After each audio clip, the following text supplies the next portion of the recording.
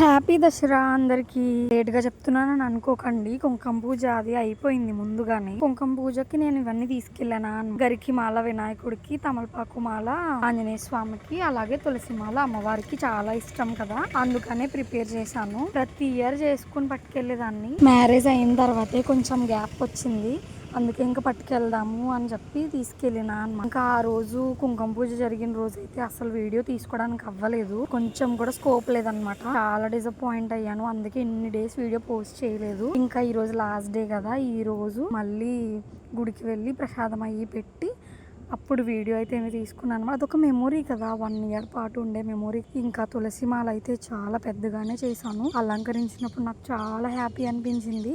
మన చేతితో చేసినవి అమ్మవారికి పెడితే మనకు చాలా హ్యాపీ అనిపిస్తుంది కదా. మీరు కూడా చూడండి ఎంత పెద్దగా ఉందో. మీ దసరా ఎలా జరుపుకున్నారో ఖచ్చితంగా కామెంట్ చేయండి. అందరికీ హ్యాపీ దసరా.